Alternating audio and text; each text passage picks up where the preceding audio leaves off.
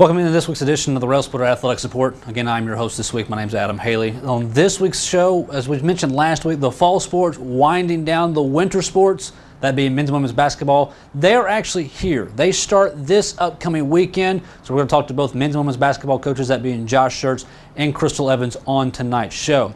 Now, before the basketball season will actually come to a start, the fall sports have to come to an end. Let's tell you about some of the results that happened from this past week. The men's cross-country team, they were in the NCAA Southeast Regional Tournament. They took 8th place in that particular meet. So congratulations to Coach Donahue and his team for an 8th place finish in the Southeast Regional. Men's soccer, their season come to an end. They were in the South Atlantic Conference Tournament. They had advanced over to Rock Hill, South Carolina. They took on 8th-seeded Brevard in the semifinals. They ended up going to a double overtime draw, but in the tournament play, it goes to PKs. LMU outlasting Brevard in PKs, winning that one 3-0. They moved on to the South Atlantic Conference Finals, that one happening this past Sunday. They took on 2nd-seeded Tusculum College from Greenville. It was Tusculum and LMU going head-to-head. They're going all the way back into double overtime once again. And just when we thought it was going to go to PKs, Tusculum scores with about a minute left to go. The Pioneers won the conference tournament 2-1 over Lincoln Memorial. The Railsplitters did not make the NCAA Southeast Regional Tournament, so their season ended, unfortunately, in the South Atlantic Conference Championship. But once again, another good season for Coach L and his team. That's going to be a team to look out for next season. Women's volleyball, they're still in their season. They'll actually finish off the regular season this upcoming weekend, which we'll tell you a little bit later on in our show. They were on their final road weekend trip this past weekend. It was not a good trip for Coach Michael and her team.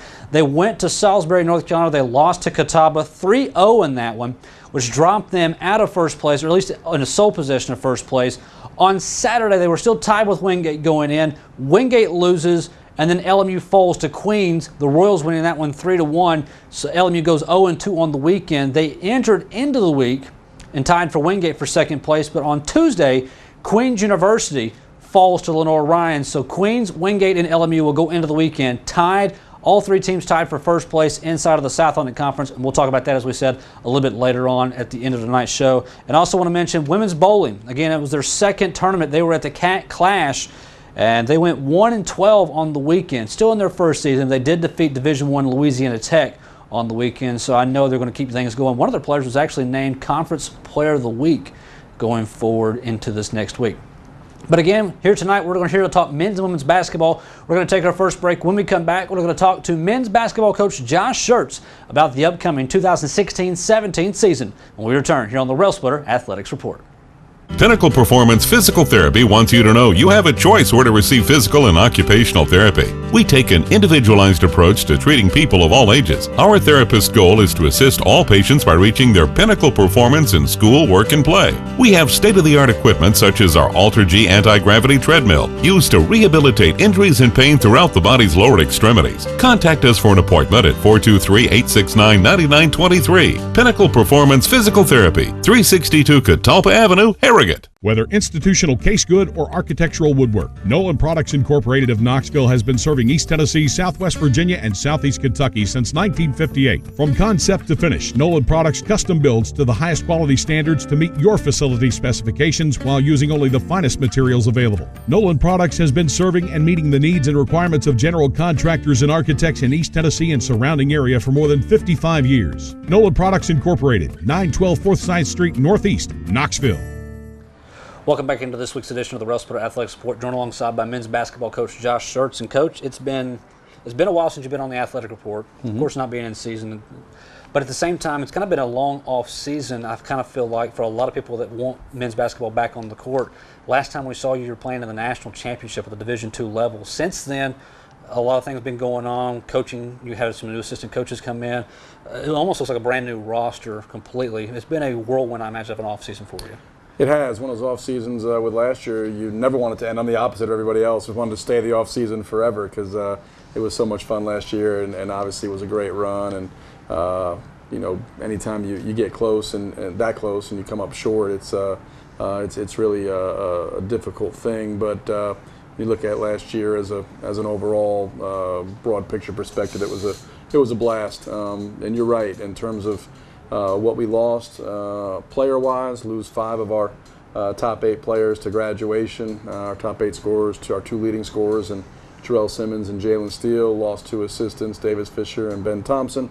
So a lot of change, a lot of new faces, but I hope that's something that's maybe reinvigorating, and brings some new energy, and because a lot of these guys, assistants and players, haven't been here for a lot of what's been accomplished. So it's about this group trying to be what it can be, and we'll certainly hopefully get some of that little spark from some of these new guys. Success is not something that's new to this program since you've been here.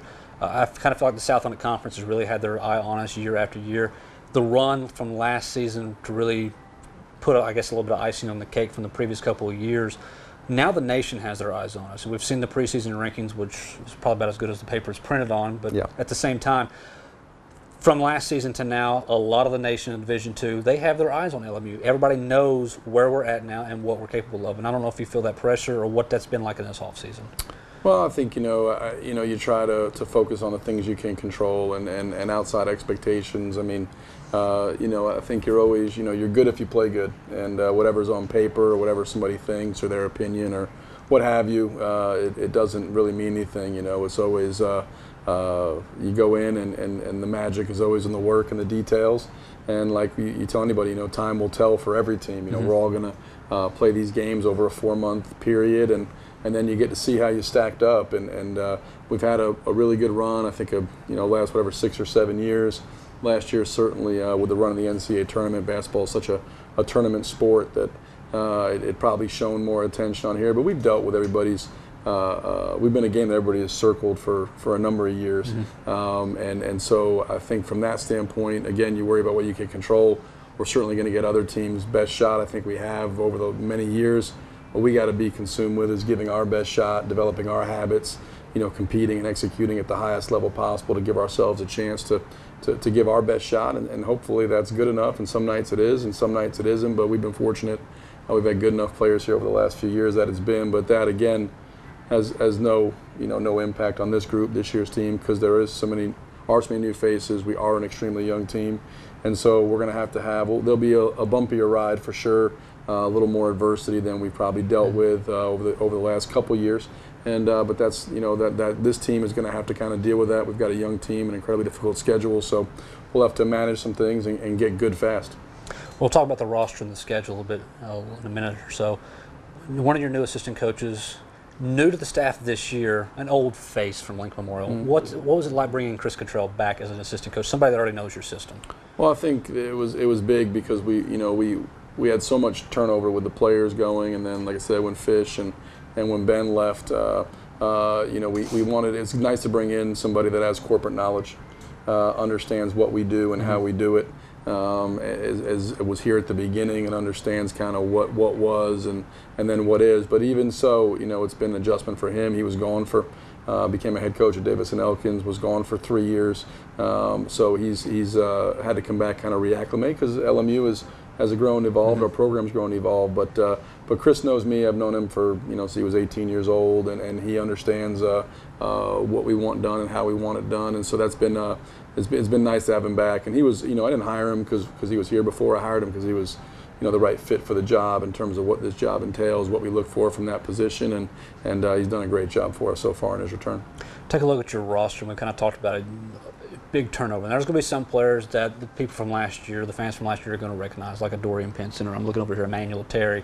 But when you look at the roster, probably one of the biggest rosters you've had since you've been at LMU, and there's a lot of names that maybe people don't know about. Yeah, it's we got 20 guys, which is a huge roster. Just kind of a confluence of circumstances really have kind of led to that, and obviously some of those guys are scholarships, some of those guys are walk-ons, et cetera, et cetera. But we have a big roster. We will have 3 guys back that started for us last year. And Luke Juan Choice, Dorian Pinson, Emmanuel Terry, 3 guys that have been here and understand what's going on. And then really from there, you have a lot of guys that have been here and are unproven pieces or newcomers. We brought in a load of newcomers. I think guys that you'll see from a new standpoint will be guys like, certainly Cornelius Taylor, Rudy Bibb Boyd, Chris Perry, and Deshaun Patterson. I think those guys, as new players, have a chance to come in and impact the program this year.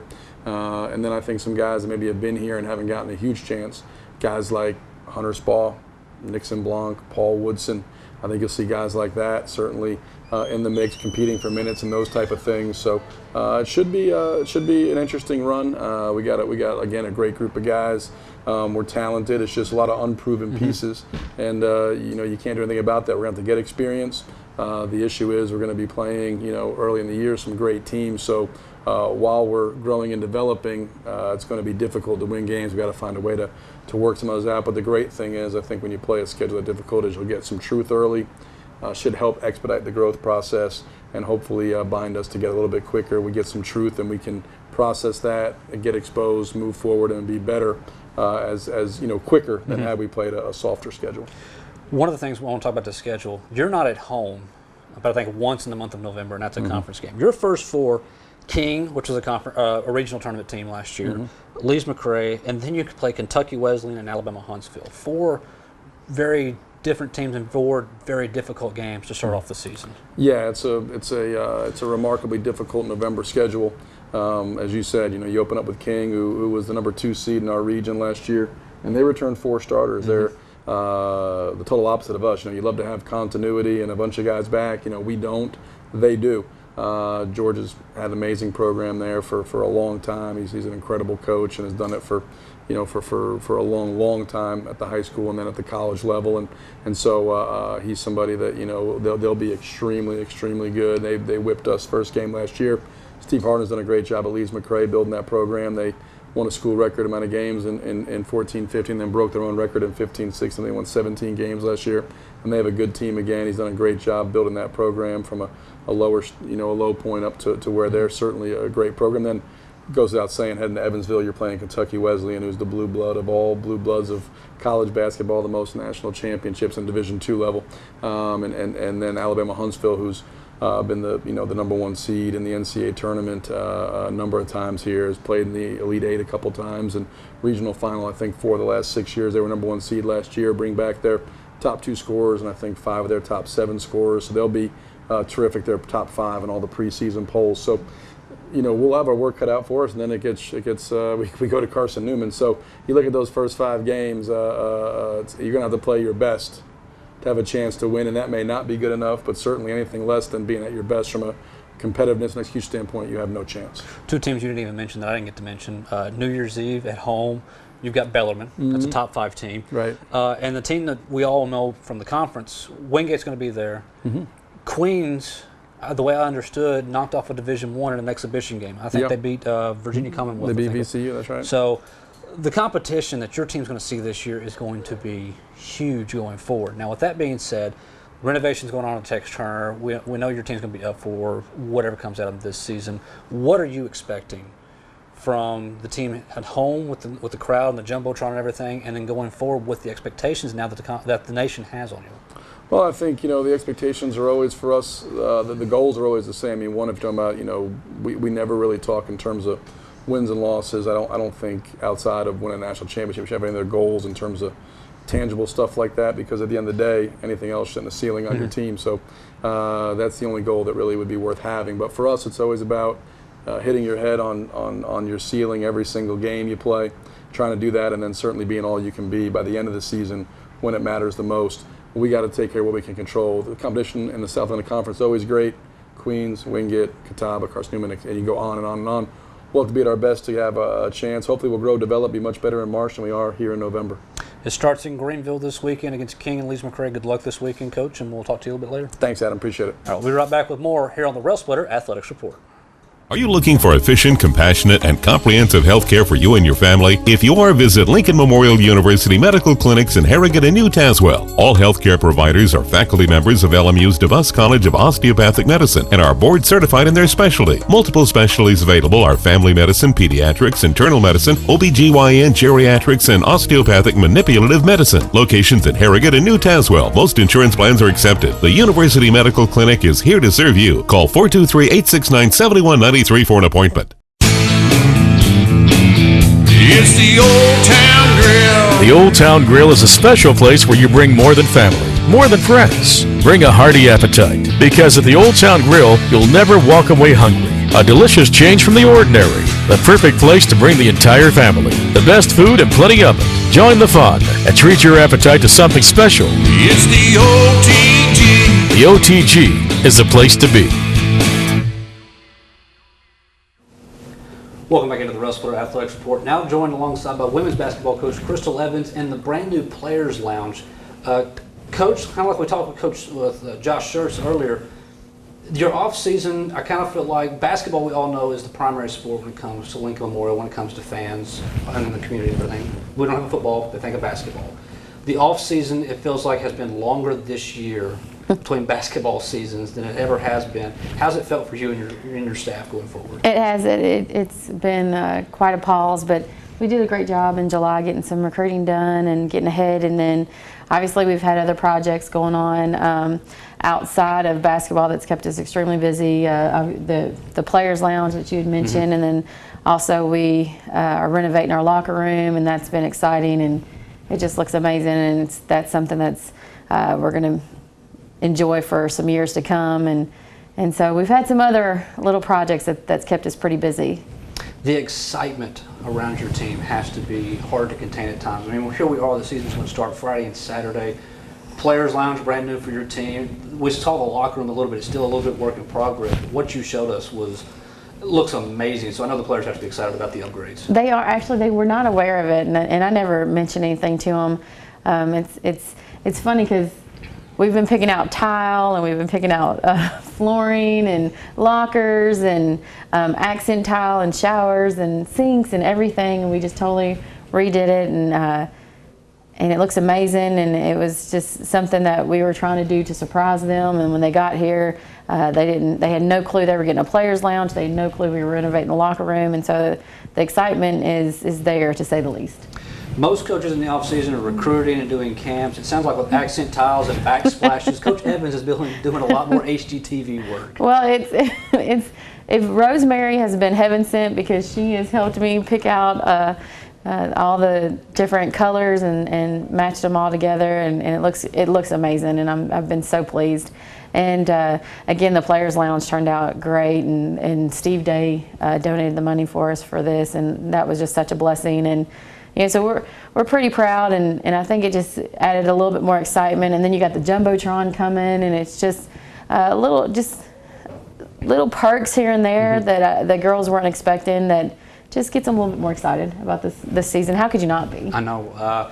Looking back from last year, y'all make a pretty good run through the Southland Conference Tournament, and you're going to use that as momentum going forward. How have you worked with the team in the offseason? Because, I mean, once you get to the semis, the next goal is to get to the finals and win that championship. Well, honestly, I think that just getting there last year and them finally making that trip to Furman, and obviously we lost to Anderson, but it did more good than it did damage. And I know that seems awkward to even say, but it did. I think the girls got a taste of it, and they want it, and they understand what it takes to get there now. And so it's in their grasp, and they just, their mentality coming into the season's been so different. And also too, I think that the boys team, watching them has really helped us as well, because my entire team was there for the regional game, and so they saw them cut down the nets and how the fans were, and they rushed the court and that excitement. And I think that was something that they were telling themselves, hey, we want that. That's something that, and I think it gave them a goal that they'd already seen the boys achieve, and realize that, hey, we can do the same thing. And so I guess even though last year it didn't end the way that we wanted to, even though it was a good run, and the boys teams, it didn't end the way that they wanted to, but it was an amazing run. I think it actually refocused us for this year. Building for the future, you've got some players on your team that a lot of people, especially around the Southland Conference, they're going to know they're back on the team. One of being Megan Pittman. You have Josie Harding, Ross Mathis. Talk about this roster for this season. Well, I'm excited. Megan came back in great shape. Josie looks amazing. Ross is, I've moved her around a little bit, but she has just blossomed in her role, and I'm really excited. Shay Coker came back, and she's shooting the lights out, and Carson Sims back, and we're trying to get her 100%. She still has to battle her surgery from her plantar fasciitis, and but the people that were returning, it's just such a good core group, and they have such a good work ethic. They're coachable, they're enjoyable to be around, and it makes my job that much easier. What about the newcomers coming in? The newcomers. Oh, and I'm sorry, I forgot to mention the twins came back great. So there's Sydney Anderson. We've got a lot of talent coming back. But the new girls, I'm excited about our freshman class. We also have a transfer from Gardner-Webb, 6'3" post player, Gerda, who's going to give us some quality minutes for Josie in that 5 position. And we've got Kendall Caudill out of Chattanooga, point guard. She's going to back Carson up at the point, give us some quality minutes there. And then we've got Shayla and Kaylee coming in at the 4 spot.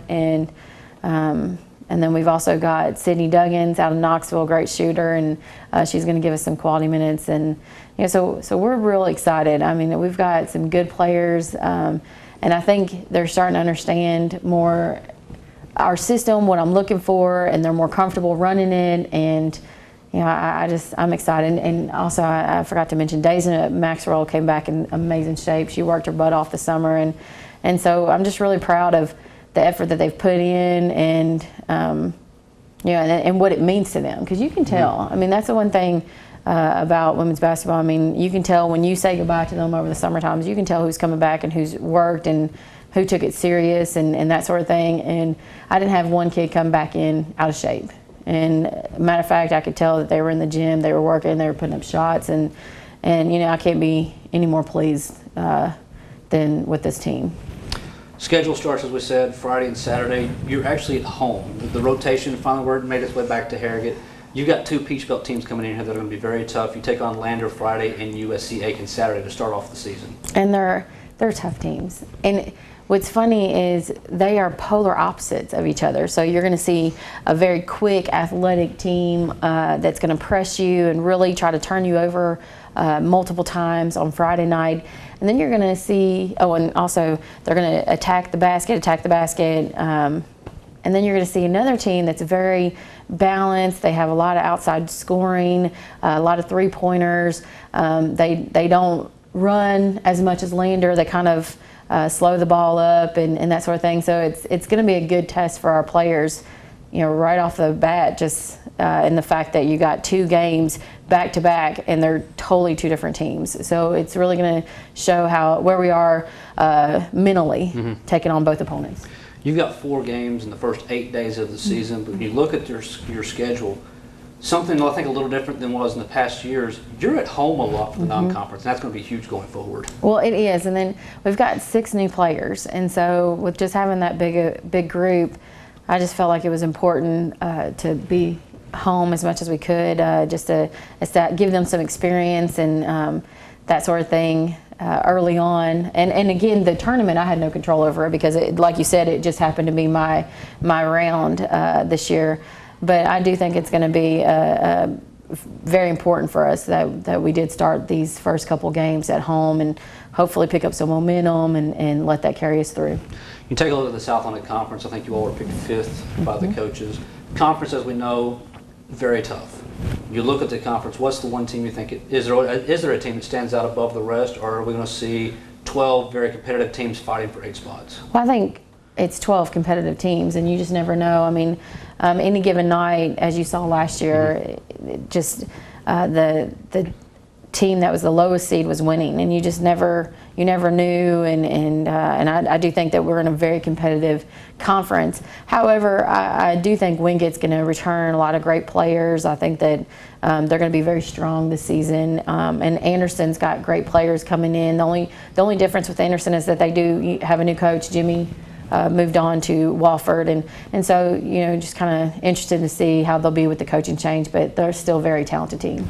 You mentioned Wingate and Anderson, but they're still, as you mentioned, very beatable, and I think that's something we have seen over the past couple of seasons in the South Atlantic Conference. Yes, I'm hoping so. We're hoping they picked us 5th. We're hoping to at least have the quarterfinal here. Let's go ahead and get the championship. We'll be greedy. No pressure. We can do that. But again, let's look back. We're running out of time here. Opening weekend, this is huge. You got about 30 seconds. Lander and USC Aiken. It's your pitch.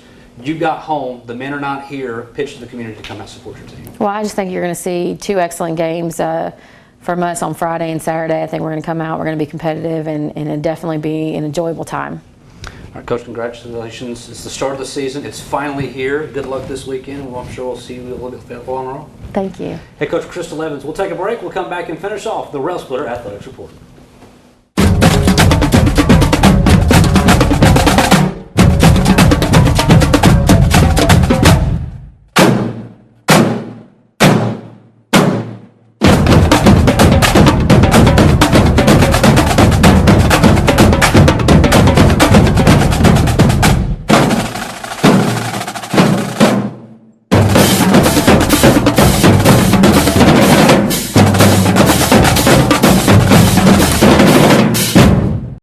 Make K&K Metal Sales your only stop for all your residential and commercial metal building needs. For the past 23 years, K&K Metal Sales has covered the tri-state area with quality custom roofing and siding with many grades, gauges, and colors in stock. If you're looking for complete steel or wood building packages or steel or wood trusses, K&K Metal Sales can help with that, as well as heavy-duty custom carports. Great folks and great prices. Stop by K&K Metal Sales located at 6986 Cumberland Gap Parkway or call 423-869-4269.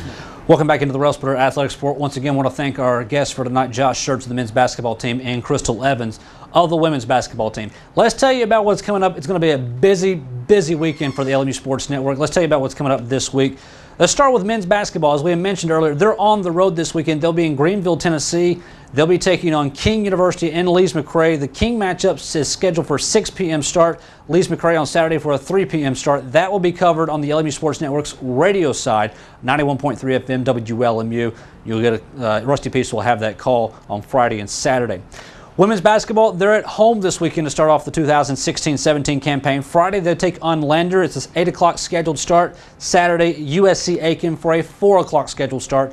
LMU Sports Network will have coverage of that one. The Friday night game will be live streamed only through LMURailsplitters.com. The Saturday matchup will be live streamed and also live on television on LMU Community TV. Women's volleyball, it's senior weekend for Coach Michael and her crew.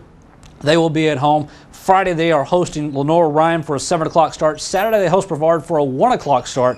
That will be a special start time for women's volleyball. Again, LMU, Queens, and Wingate all into the weekend in a tie for first place in the South Atlantic Conference. So you'll have to tune into our broadcast on the LMU Sports Network to see how the South Atlantic Conference standings will hold up.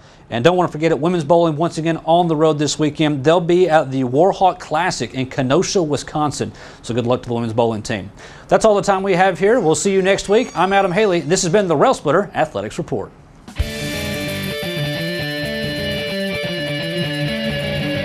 Hard